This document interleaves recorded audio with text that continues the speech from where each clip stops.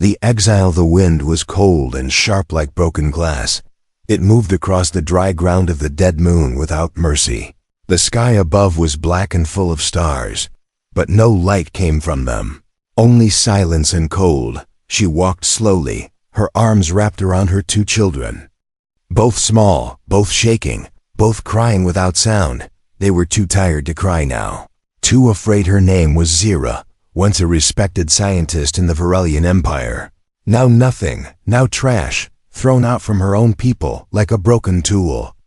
She had done something they could not forgive, something they called unnatural. She had loved her children. She had held them, kissed them, told them stories, things no Varelian should ever do. Because in her world, emotions were a disease. Weakness, danger. Her children were different. They were born with emotions. They smiled. They laughed. They dreamed. The elders saw them as damaged. Her own people called them flawed flesh. She had begged at the High Council for mercy, but they only looked at her with cold, glowing eyes. They gave her 1 hour to leave with her children, or they would be taken and erased. Now she walked on this moon.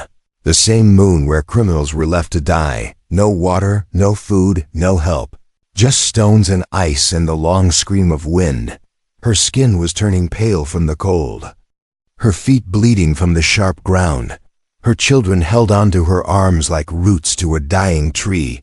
She whispered soft words to them. Words that made no sense but felt warm, like light inside darkness. She did not care that they were dying. She only cared that they were not alone, that they were still together. Maybe that was her final hope, just to die as a mother. Not a monster, but then something strange happened. A sound, not from the wind, not from her mind. It was like metal breaking. Like fire touching the sky. She looked up and saw it. A bright shape falling from the stars. Fire all around it. Falling fast. Burning the sky above her. It screamed across the moon and hit the ground far away. So hard the earth shook under her feet. She covered her children and waited. Silence returned, but her heart was not calm. Something had come from the sky. Not a Varelian ship. No, they used dark crystal and silent engines. This was different, loud, angry, alive. She waited a while. Then she stood and began to walk toward the crash. Every step harder than the last, but her eyes were locked on the smoke rising in the distance. Maybe it was death, maybe it was hope, but she had nothing left to lose. It took her hours, or maybe longer. Time had no meaning on this moon. But finally she reached the broken metal thing. It was a ship, small, strange, not like anything she knew. Its surface was black and red, and steam came from its sides. A flag painted near the door. A blue circle with white stars. Words in a language she had never seen. She stepped closer. Afraid but curious, inside she heard a sound, a voice, not a machine, not a drone. A living voice, coughing, trying to breathe. She opened the hatch and saw Ida creature. Lying on the floor, bleeding, its skin soft pink, its eyes half closed. Its suit broken. It looked at her, tried to speak. Its voice weak and dry. She stared at it. Never before had she seen such a being. It was not Varelian, not even close. It was human. The stories were true then, the old forbidden stories. Of a race from a distant star who felt deep emotions. Who fought not for logic, but for love. A race the Varelians feared and denied. She moved closer. Her children hid behind her legs, afraid. But she raised her hand and touched the strange creature's forehead. It was burning hot, its body shaking. It needed help. She looked at the supplies near the wall, pulled out a tube of liquid and gave it to him. He drank a little, then closed his eyes again. Breathing slower, now Zira sat beside him. The door closed behind her. Outside the cold waited. But inside was warmth, even if it was small and broken. She looked at her children. Then at the human. Maybe this was not the end. Maybe this was the beginning of something no one could imagine. She did not know his name. He did not know hers, but in that broken ship, in the middle of death and exile, something new was born, a spark, a chance asterisk inside. The broken ship, everything was quiet, except the slow breathing of the wounded creature, and the soft sound of Zyra's children sleeping in the corner. Covered in a silver blanket that was warm like sunlight, trapped in cloth, the ship was damaged, but it was still better than the cold death. Waiting outside, Zira sat near the human who had fallen from the sky, his face pale, his body shaking. Sometimes he opened his eyes and looked at her, not with fear, but with confusion and pain. He tried to speak again, but she did not understand the words. They were soft and strange, like music from another world. She watched him closely. His movements were slow but careful. He did not attack. He did not growl like the soldiers from her world. He looked at her children, and something changed in his face.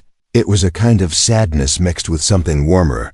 She remembered the old forbidden stories, the ones told in secret between rebels and dreamers, stories about humans, creatures of fire and feeling, warriors and builders and protectors, who cried when they loved and roared when they lost. Zira never believed those tales until now. This human was broken, but alive, and something deep inside her told her that he was not her enemy. He tried again to speak, raising one hand, pointing to himself, then tapping his chest and saying a name. Slowly, clearly, like he wanted her to remember it. Ray, he said, then again, slower. Ray. She looked at him confused. He pointed to her and waited. She understood. Then this was a name. This was how they shared who they were. She touched her chest gently and said, Zira. He smiled. It was weak but real, and for the first time since her exile she felt something rise inside her, something warm and dangerous. Hope. The ship's walls shook a little from the cold wind outside, but the lights inside glowed gently. The air was breathable. The heat was stable. It was like a miracle. Ray slowly sat up. Holding his side, he winced in pain but kept moving. He opened a metal case near his seat and pulled out a small box with flashing lights. He pressed a few buttons, and a voice came out, speaking in his language, then a soft tone, and the voice spoke again, this time in her own. Zira stared in shock. The machine was translating their words. She said, thank you, slowly, carefully watching his reaction. He nodded once, then said many words quickly, most of which the translator did not catch, but a few came through. Broken, but clear. Crash ship, broken, hurt, help children, cold, danger. Soon she understood the meaning. Even if the words were not perfect, they were in danger. The ship would not last forever. Something was coming, and they needed to move. Zira told him about the Varelians and how they would return soon, how they always searched the exile moons, looking for signs of rebellion or escape, how they would kill him if they found him, how they would take her children and erase them. Ray's eyes narrowed, not in fear but in anger. He shook his head slowly, then pointed to the back of the ship. He stood with effort and limped toward a hidden panel on the floor. He opened it, revealing a small, damaged escape pod. Its surface scratched, its door slightly open but still usable. He pointed to it, then at the sky, then at her and the children. He wanted them to leave together. Zira looked at the pod, then at her children, who were now awake, watching everything with wide, glowing eyes. She did not know if the pod could fly. She did not know if this human could be trusted. But she knew one thing: the cold outside would kill them. The Varelians would kill them. Staying meant death. This stranger falling from the sky might be their only chance to live. She helped Ray climbed down into the pod, her hands steady, his hands warmer than she expected. Together, they checked the controls. Many buttons were dead, but a few still blinked with light. Translator said flight system damaged, but possible short range only. Energy low risk, high chance crash. Ray smiled again, a strange kind of smile, like someone who had seen death before, and laughed. At it, he whispered something. The translator caught only 2 words worth. Trying. Zira nodded, her hands shaking her heart loud inside her chest. They brought the children into the pod, wrapped them tightly, secured them with belts. Ray showed her how to strap in, how to hold the lever, how to not let go, no matter what. They sat together, the walls around them humming with weak power. The pod began to rise, slowly shaking from every side, dust falling from the roof above. Zira closed her eyes and remembered the last words the elders said to her before she was thrown away. Unworthy mother, failed citizen, broken soul. She opened her eyes and looked at Ray, who reached out and touched her hand gently. This time she felt something new, not fear, not sorrow, not anger. She felt a spark, something human, and she held on. The escape pod landed hard on a rocky cliff far from the crash site. Its body scratched its engine. Quiet but still breathing, the night was deep and filled with cold wind, but they had survived for now. They were not safe, but they were alive. That was enough for a beginning. Zira sat beside the human, who now leaned against a rock, his eyes closed, his breath slow but steady. The children slept in her arms, tired from fear and motion. The stars above them blinked like old eyes watching without care or mercy. The Varelians would come soon. They always came. Silence never lasted long under their rule. Patrol ships flew across the moon searching for broken laws and lost souls. And Zira had broken more than one rule. She had loved, she had protected. She had chosen her children over her duty. Ray opened his eyes and looked at her, his voice weak but clear enough. The translator spoke softly through the device on his chest. Power low, time short, need fix ship or die soon. She nodded, not because she agreed, but because she understood the cold truth around them. There were no friends, no shelter, no safety, only the rocks, the wind, and the long shadow of death.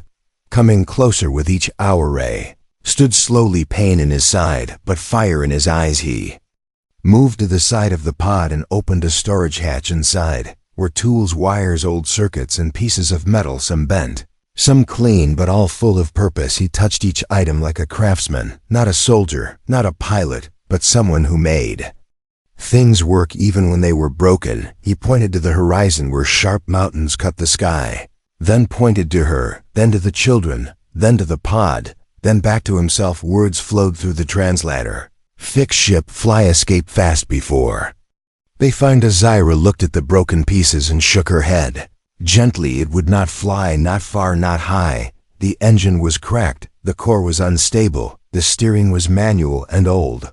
But Ray was already working, his hands fast, his eyes focused, sweat on his forehead, his body slow, but his mind sharp. He handed her a wire and pointed to a panel she had never seen before. With no time to fear, she began to help, her hands moving with him. Side by side they worked through the night, firelight glowing from the engine, sparks jumping like stars. With each connection, her children watched quietly, no longer afraid, just silent and wide-eyed, trusting her, trusting him, trusting the plan. They did not understand. Suddenly, a sound broke the stillness, not from them, not from the engine, but from the sky, a hum like a blade sliding through air, sharp and cold.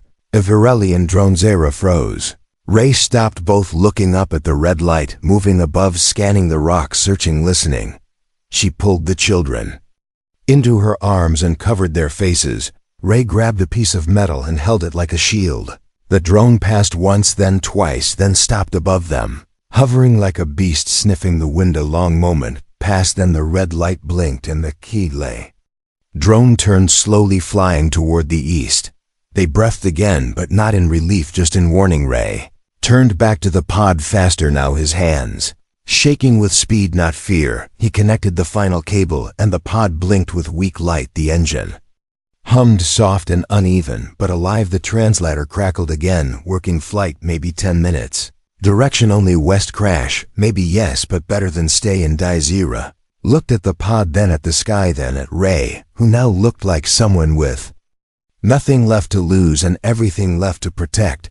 She placed the children back into the seats, strapping them in tight, their hands clutching hers, not speaking, but watching her face for answers. She did not have. Ray took the front control seat. Zira sat beside him, her heart pounding. The door closed around them, sealing out the wind and the world. The engine screamed as it came to life. The pod shook, the rocks below cracking as fire burst from the rear. The old machine lifted, uneven and groaning. But rising outside the Varelian, drones spun around its sensors, picking up the launch alert sent to its masters. Alarms now echoing across the moon. Inside the pod, Ray pulled the lever and shouted something short. The translator failed to catch the words, but she felt the meaning. Now or never.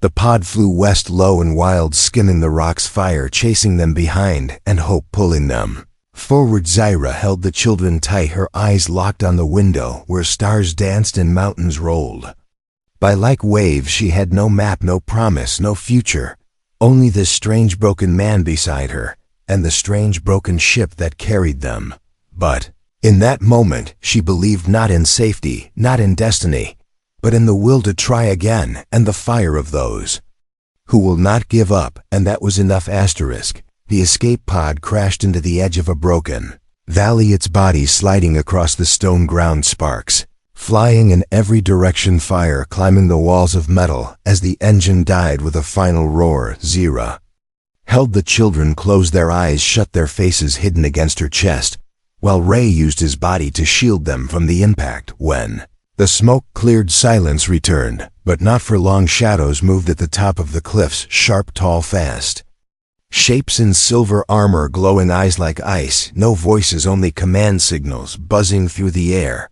The Varelian enforcers had found them. They came down like wind, not walking but gliding, their feet barely touching the earth as they surrounded the broken pod, their weapons raised, their eyes locked on Zira, then on Ray. Zira stood holding her children, one hand raised in surrender, the other wrapped around her youngest, who cried without sound. The enforcers spoke not to her, but into the air. And within moments, a gate of light opened from the sky and swallowed them all. They woke inside the Hall of Judgment, cold light above, cold walls around, no chairs, no comfort, only watchers behind glass eyes, behind silence, and in the center the high Council of Varelia, 5 tall figures floating above the ground, wrapped in robes of silver and black, their faces hidden by helmets of thought. Zira stood alone now, the children taken to another room, Ray beside her, his arms bound by metal light, his wounds ignored by the guards, his eyes still burning with quiet fury. A voice filled the hall, not a voice of sound, but of force, a voice inside her mind, sharp and endless. You broke our laws, you loved what should not be loved, you protected what should not exist, you brought a human into our realm, you betrayed your kind. Zira spoke not with anger, but with strength, her words simple and sharp. I loved my children because they are mine, I saved the human because he saved us, I broke your laws because they are not just. The council said nothing for a long moment. Then the voice returned, cold as death. Your children will be cleansed and returned to the dust. The human will be studied, then discarded. You will be forgotten as if you never lived. Ray stepped forward, his bindings shaking, his voice rising against the silence. He spoke in his own tongue, words full of fire and defiance. The translator echoed them into the chamber. I am not your toy. I am not your experiment. I came here by accident. But I will not die in your prison. The council turned toward him, their eyes glowing brighter. A new voice entered the room, not from the council, not from a guard, but from behind the wall where the children had been held. A scream, Zyra's scream. She ran without thinking through the wall of light that blocked her path. The guards moved too slow. She was faster than fear, her heart louder than their commands. She reached the chamber and saw them, the children crying, held by machines ready to erase them, their memories, their names, their dreams. She threw herself forward and knocked the machines away, her body wrapped around her children. Her voice now fire. I will not let you take them. The chamber shook, not from weapons, not from machines, but from within her. A power old and hidden, long asleep, awoke in her blood. Her hands glowed with light. Her thoughts became shields, her pain became walls. Ray broke his bindings as the light around Zira pulsed through the air, knocking the guards back, slamming the doors shut. He ran to her side, pulled the children close, and shouted a word she did not know but felt with her whole soul. Run. They ran through the halls, alarms now screaming across the citadel, red lights flashing, doors opening and closing, shadows chasing their feet, but they kept running. Zira held the children. Ray led the way, using stolen codes from a guard's device, every turn a trap, every second a choice between death and freedom. They reached the outer platform where a single ship waited. Old forgotten dust covering its wings, but still full of power. Ray jumped into the pilot's seat. Zira sealed the door. The children sat behind them, shaking but quiet. Engines roared, the sky opened. The ship lifted into the black below. The citadel burned, the council silent for once, their judgment shattered by something they never planned. For a mother's love, a stranger's courage, a spark that would not die as the stars swallowed them. Zira looked at Ray. He looked back and nodded. They had escaped the trial, but the war was only beginning. The stolen ship flew fast through the edge of Aurelian space, its engines hot with fire, its systems screaming from damage, its lights flickering, as if unsure whether to live or die. Zira held the controls tight, her hands steady, her breath shallow. The children strapped in behind her eyes, wide watching stars streak past like silver arrows. Ray sat beside her, his face pale, his body wounded, but his focus unbroken. His fingers danced across the navigation panel, every move fast, every choice sharp. Behind them the void cracked with alarms, enemy signals rising like angry waves, chasing them through the dark. Ahead was a hidden belt of debris, old ruins from a forgotten war, metal bodies floating without purpose, engines long dead, a perfect place to hide or to crash. Zira asked if he could guide them through. Ray looked at her, his face calm, his voice firm. He pointed toward the densest part of the belt and spoke through the translator. No signal in there. They cannot track us. We hide, we fix, or we fall. She nodded without fear. Fear had already burned out of her, only fire remained. The ship dove into the graveyard of metal, broken satellites. Torn ships, shattered drones drifted like ghosts and bones. The children stared at the wreckage, eyes full of questions they could not ask. The engines cooled, the lights dimmed. Ray slowed the ship between two massive husks and powered down everything. But life support silence fell again. They floated in the dark. Zira and Ray and the two children surrounded by silence and memory. Ray moved to the rear of the ship, pulled out a toolkit, and opened the access panel. Wires twisted like vine circuits burned black. Zira joined him, working side by side. No words, only movement. Hours passed, or maybe longer. Time no longer mattered, only survival, only silence, only sparks and breath. Then a sound broke the stillness. Not an enemy, not an alarm, but a song, soft and slow, one of the children humming. A melody, something simple, something warm, something alive. Zira froze, her hands covered in grease, her heart tight. The child sang without fear, without shame, a song she once whispered in the deep night, when hope was just a word, and now it returned as truth. Ray stopped his work and listened. He did not speak, he just smiled and nodded as if he understood, even without knowing the notes. Power core flickered, then stabilized. The lights glowed stronger. The air turned warm again. They had a chance, but outside the wreck field, the Varelian scouts waited, scanning, listening, searching with eyes that never slept and orders that never changed. Destroy, erase, silence inside the ship. Ray opened a hidden compartment behind the control panel. He pulled out a strange device, small, dark, smooth, shaped like a mask. He handed it to Zira and spoke quietly. Translator said, stealth unit, old tech, last chance, makes us invisible, but only for minutes. Must fly low, must fly quiet, must trust. Zira took the mask, placed it near the main drive system, activated it, and watched. As the ship faded from the scanners, the children held each other tightly. Ray took the controls and pushed forward, the engines whispering. Instead of roaring, they slipped through the belt like a shadow passing through forgotten dreams. But nothing stays hidden forever. One of the Varelian drones caught a trace, a signal too faint, too old, but enough to chase the scent. The council had issued new orders: bring back the traitor, bring back the human, alive or dead. The rest did not matter. Ray saw the alert flash across the screen and looked at Zira. She saw it too, and did not wait. She moved to the weapons panel, pulled up the shields, aimed at the incoming signal. The drone arrived, fast, sharp wings, blades of sound cutting the space around. It had fired a beam of light that burned through metal and thought, but Zira fired back with fire of her own. The two machines danced in the dark light, crashing against shadow. Ray dodged between wreckage, twisted metal, breaking around them. The children, silent, eyes wide, holding onto hope like it was the last thing left. Zira hit the drone once, twice, fire bursting from its side.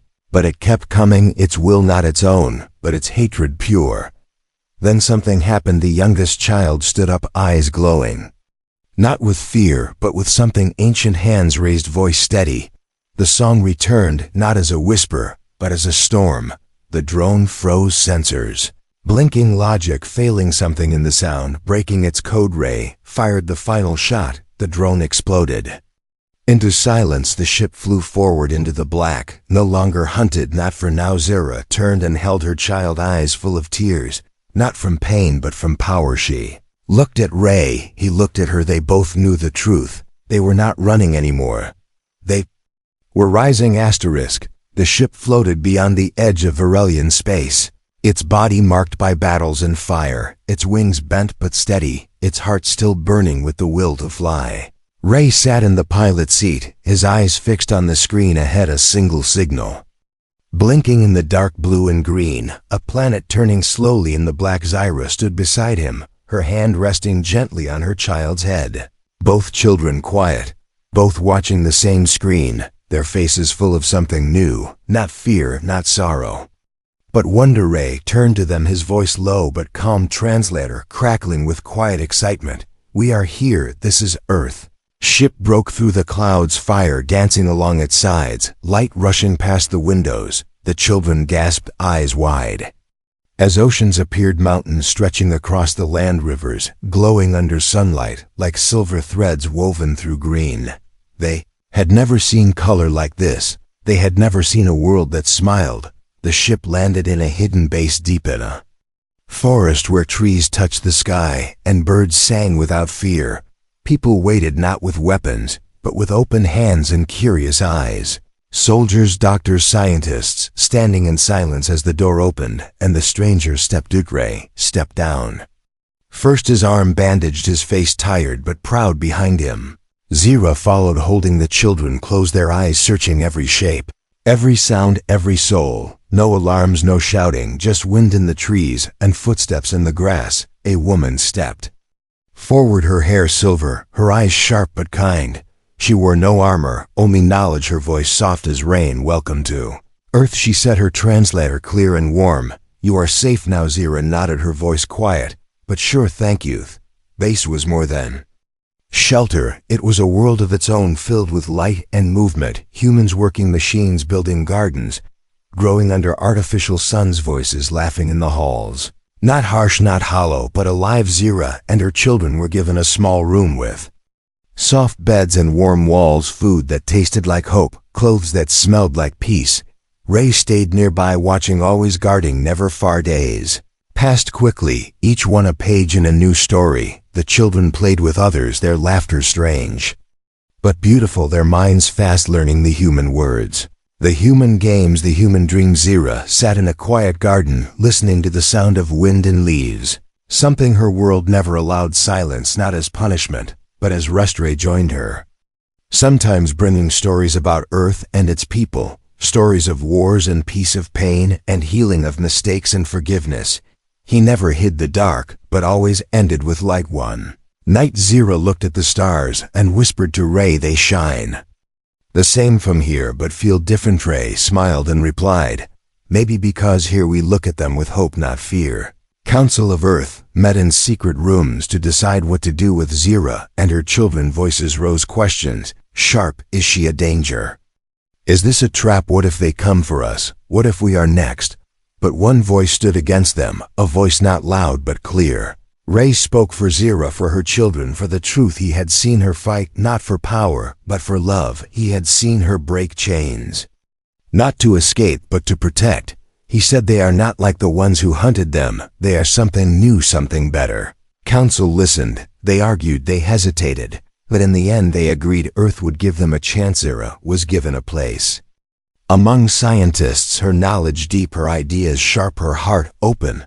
The children went to school, learned quickly, made friends who asked about stars and flying and stories from other skies.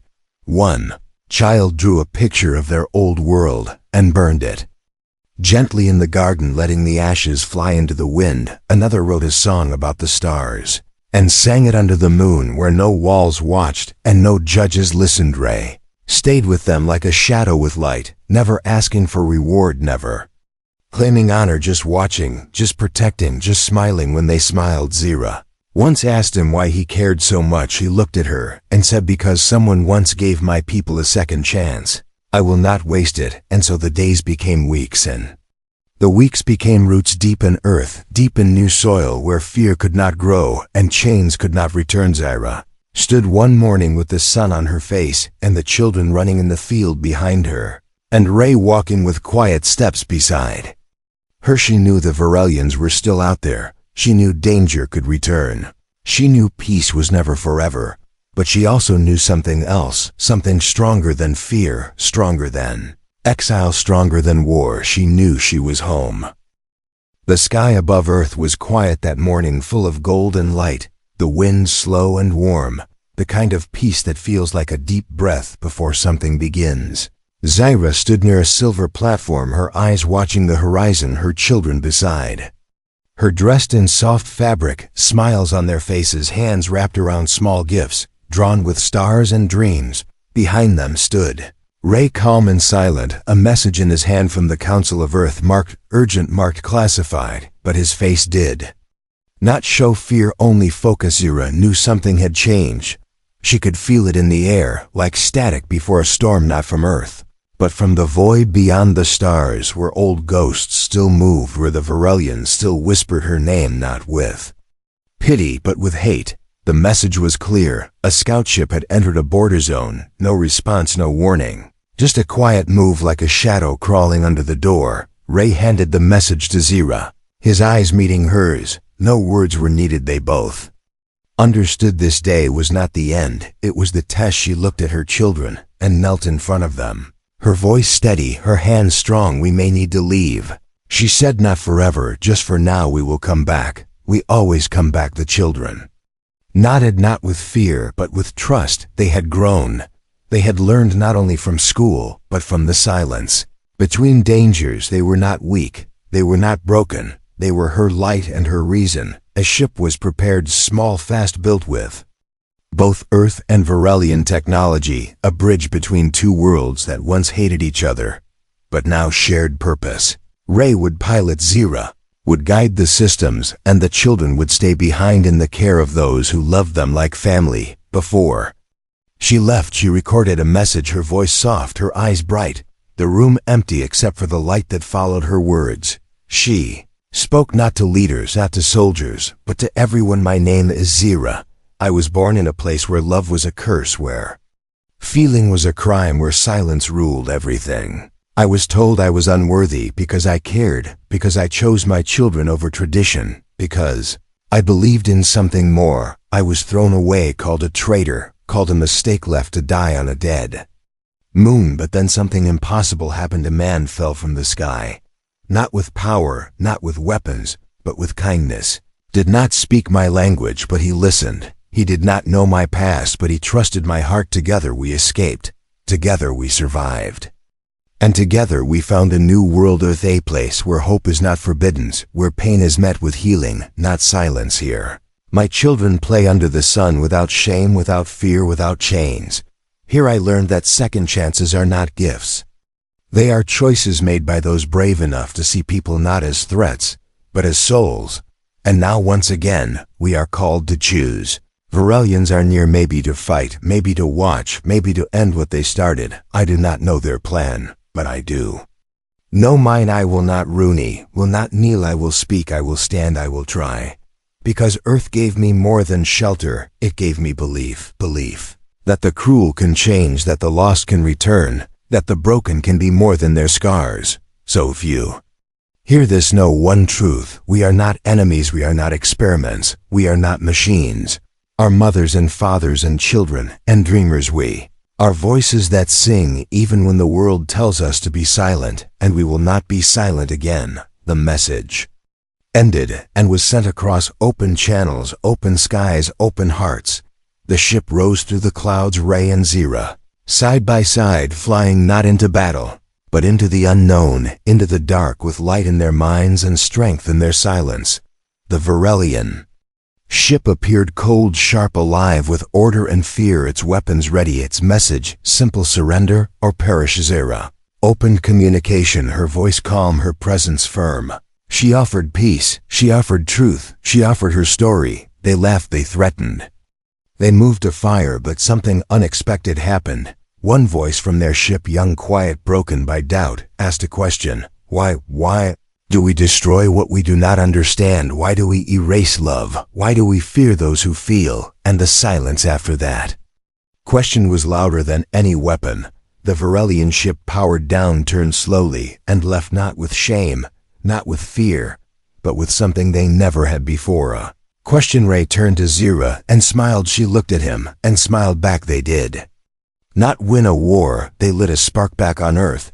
Her children waited, their arms full of drawings, their hearts full of stars, their voices ready to sing again, and this time the whole galaxy might be listening.